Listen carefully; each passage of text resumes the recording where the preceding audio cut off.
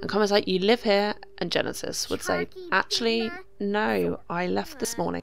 Hello from the void, it's Rose. Welcome back to my channel and to my not so berry challenge.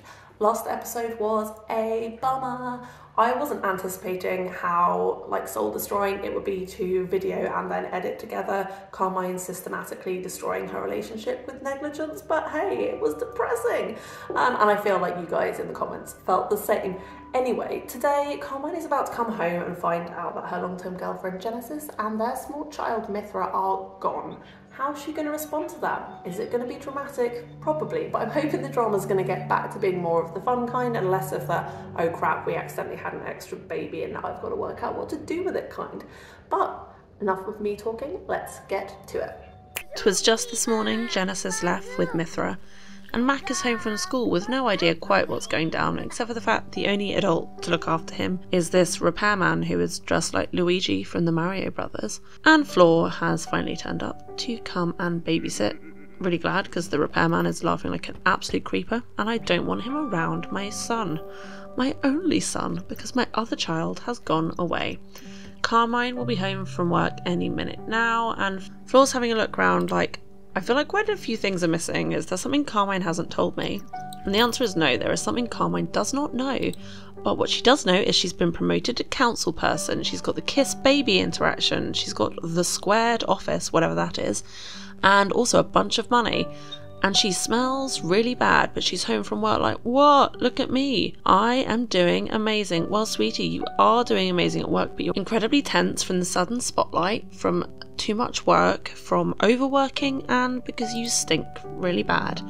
Well, I hate to tell you, but your evening's not about to go any better. Floor's like, Mac, honey, why don't you come out and play some chess with Nana? With Carmine being super excited about her promotion, I definitely don't think she would have clocked yet. She's definitely noticed Genesis isn't there, but she's called her and it's like, babe, where you at? And Genesis has come over and then she's knocking on the door. And Carmine's like, you live here? And Genesis would say, actually, no, I left this morning because this isn't what I want. I don't want to be a single parent. I don't want to look after your kids, one of whom makes no secret of the fact he absolutely despises me. Well, you're not there to help, and so me and Mithra are going to stay with my mum. Mac likes fitness. Sure, babe. Not about you right now, though. It's about these two messy benches. Genesis has it much more together than Carmine. She is showing up for her kids. She is standing up for her kids and for herself. Carmine's just dropped in the fact she got promoted, and Genesis is like, I don't care. That's not going to make things any better. Also, I kind of don't agree with your political standpoints. And for Carmine, that's going to be a big deal. So she's like, fine, whatever. So Carmine's actually asked for her key back. So Genesis can't just walk in, probably just out of crossness, I think, more than anything else. Obviously there is a bit of a custody issue to deal with because we do have baby Mithra, who I desperately want in the house, but I kind of made the decision that this is how I would handle the fact I was only supposed to have one kid this generation, and I'm so sad because I want the bubby.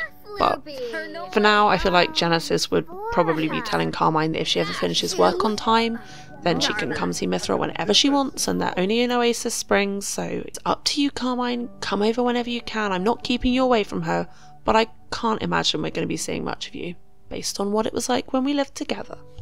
Fortunately for Mac, he's got some stable adult presence in his grandma, and also his dad actually dropped around this evening, which is nice because he doesn't do that often. Also, this random chick came in our house. No idea who she is, but we're going to pretend she wasn't there because we have had an exhausting evening. So once we've finished eating our whatever the hell that is, we are going to do our homework and go to bed. At the ungodly time of 3:43 AM, Carmine has awoken. Why, I hear you say? Well, apparently reality has finally hit her and she is responding to being left by her girlfriend and losing her small daughter by being dazed and doing some composting. So I guess if she's in the mood to compost, she might as well clean out the fridge and do some other chores that Genesis would normally have done. This might be the first time Carmine has done housework, but it's very quickly given way to work. It's still not yet 5 AM and she is straight on the computer writing some campaign notes whilst high on depression. So that is definitely a great plan, definitely not going to backfire. having some breakfast. Yeah, I feel like today is not going to be your most productive day, but maybe her thinking is if she gets to work early, she can leave early and then she can go see her daughter.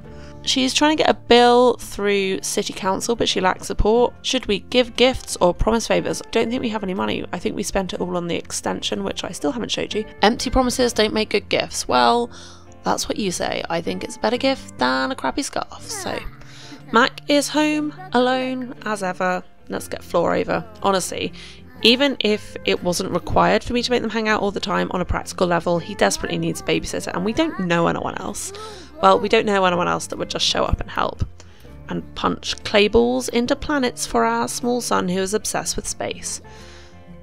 Carmine's new work suit is significantly better, and she's come home feeling energised, which is good, I guess, because it's better than dazed, but she's really low on fun and energy. We do still need to go out and secure some votes, and apparently she's feeling sick, and her knees are looking real ashy, so yeah, there's a lot going on. We are going to take a couple of our friends just to a bar to commiserate about what happened yesterday. So we've got Marigold and Aurelia with us because after Genesis they're our closest girlfriends, and I feel like they would maybe be sympathetic when we're like, you'll never guess what Genesis did, and Marigold's probably like, I think I probably can guess because I saw it coming a mile off. But Aurelia doesn't know Carmine as well, so potentially she's more in the realms of, oh my god, poor you, that sounds terrible. Are you okay? Is there anything I can do? And Carmine's, yes, please may I have your vote.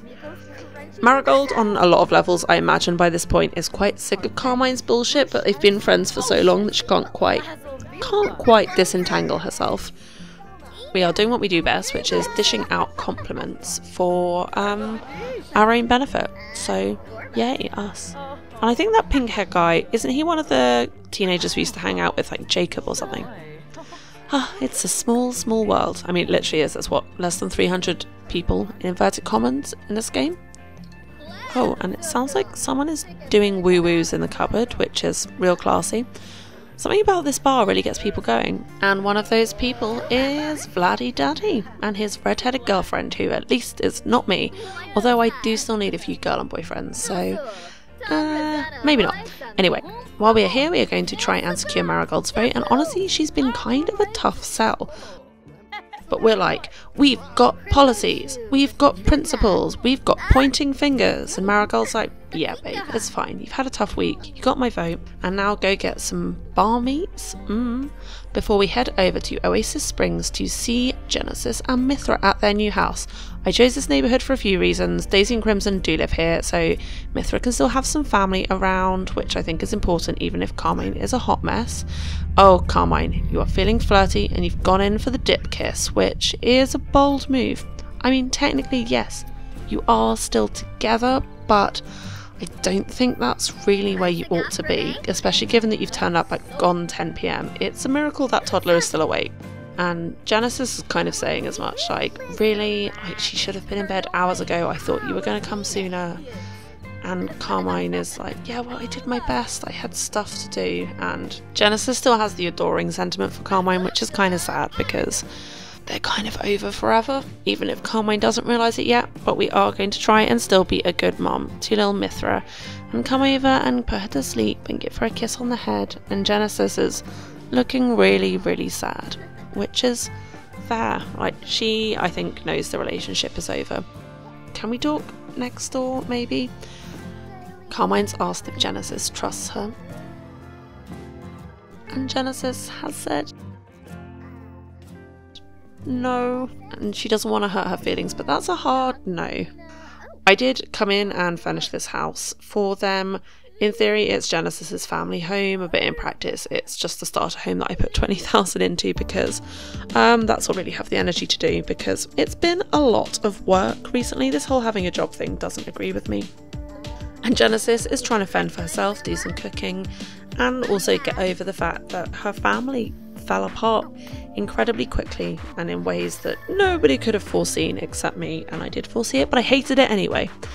They're gonna sit down and have a chat about like the state of their relationship, the state of their like parenting arrangement, and I feel like Carmine is definitely still trying to rationalise why Genesis can just come back, and Genesis is being pretty firm like no. So I did just spot the option to ask what Genesis's problem is, which is not a dialogue option I've ever seen before, which honestly tells you quite a lot about the kind of game I tend to play. Having all this fighting and disagreement is so stressful and sad, and I don't like it. And Genesis's response is, just let me stew in my bitterness in peace. Oh my god, I wonder what's going on in her sentiments. So despite the fact that technically Genesis is the one that moved out and they've both been arguing with each other, Genesis is the only one with a negative sentiment. She's got the festering grudge sentiment, and I did not give that to her.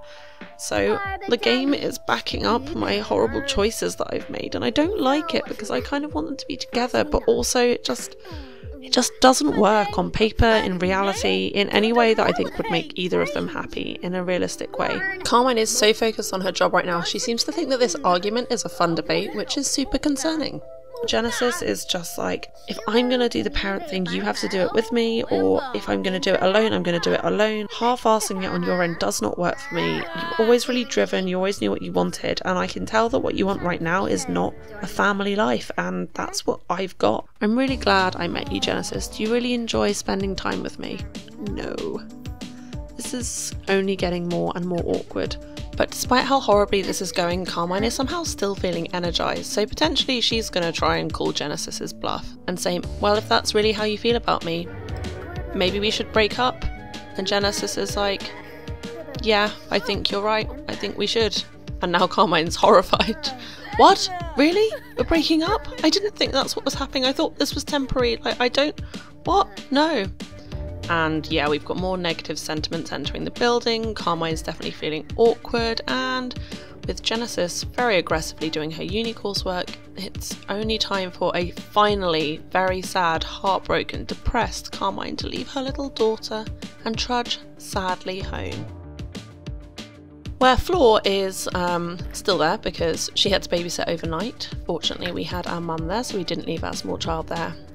Carmine's woken up in a very emotionally changeable mood, so we have got Flor making some breakfast for everyone. She definitely knows that something serious has gone down. Her granddaughter's not there, Genesis is not there, so omelettes are the only thing she can think of to do, and Carmine is just really sadly, playfully, sadly, confusingly, but with tears in her eyes, eating some sad eggs on a cloudy morning in Evergreen Harbour. I think I'm actually going to have Carmine work from home for the first time ever, so we need to make friends in Uptown and discuss neighbourhood changes with two neighbours, which might be difficult because I don't know if there's any other residential houses in this neighbourhood.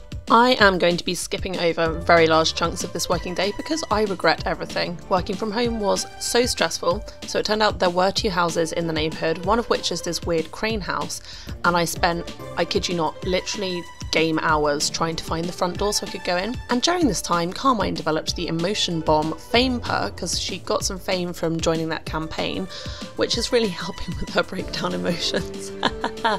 Anyway, so I gave her the networking perk because I figured that would be the most useful for her political career. We had to go up the world's longest ladder to find this woman who likes punching bears and talk to her about neighbourhood changes, and we managed to do that whilst remaining incredibly sad. After that, our other neighbour was out, so we have gone into Uptown to try and make a friend.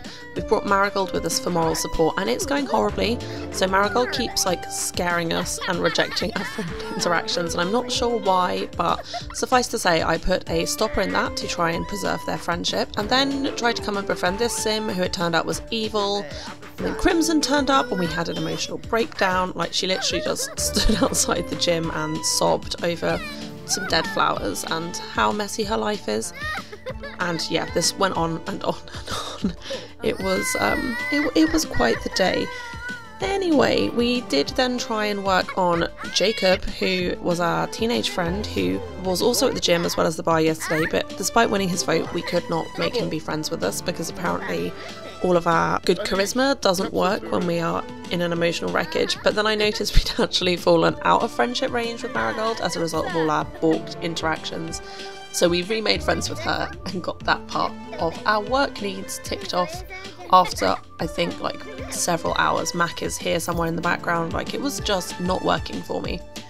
So then, on a wave of undue confidence, sickness, tiredness and other emotions, we quickly hopped over to the other residential home in our neighbourhood, and wasting absolutely no time at all, just sat on this lady's couch and were like, please talk to us about the neighbourhood, which she did, and then we went home because we are barely functional and I will never work from home in the political career again, she says. I mean, never say never, but never intentionally.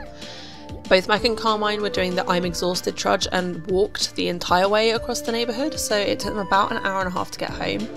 And yeah, that was a real productive day. There were signs that the next day was going to be an exact copy. Carmine woke up in the dead of the night, walked around the house crying, trying to do chores, and I thought to myself, do you know what, I actually don't think I can get through another really sad day. It is not my usual play style, it's not what I want to be doing. I like chaos, but this is so sad, it's so depressing, it just makes me want to get them back together, and I know I can't because the Not So Berry rules require me to have her date a bunch more people, and Mac is meant to be a lonesome little boy, but it was bumming me out, so I decided, given that it is the big summer blowout today, I would have a nice family day. How cute, how sweet.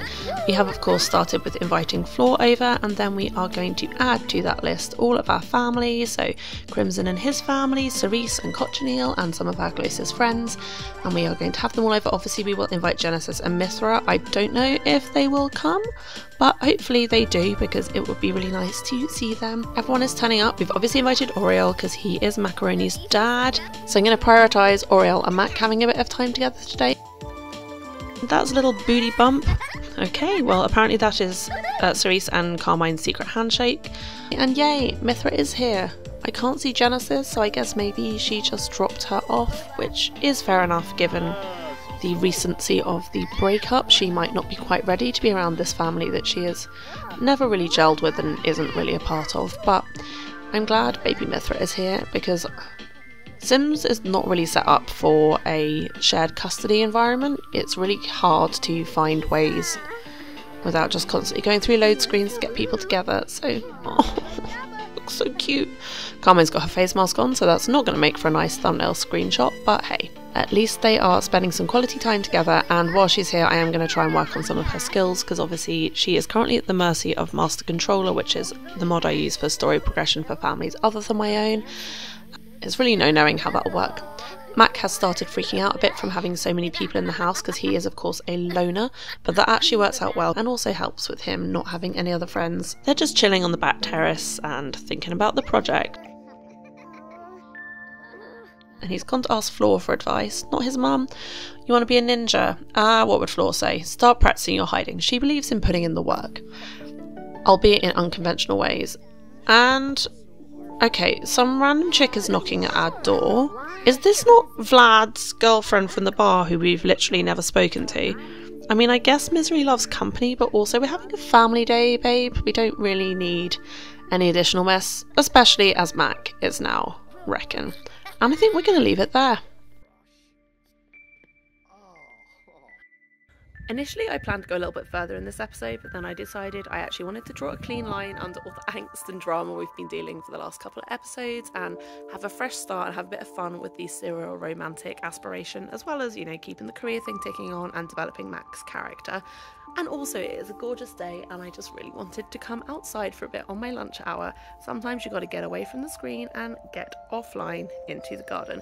Anyway, if you've enjoyed it or been traumatised by what I've done today, do leave me a little comment. Let me know what you're thinking. Let me know what you'd like to see more of. Give me a thumbs up and maybe think about subscribing if you're new around here. I promise it's normally more fun than this. And I'll see you next time. Bye!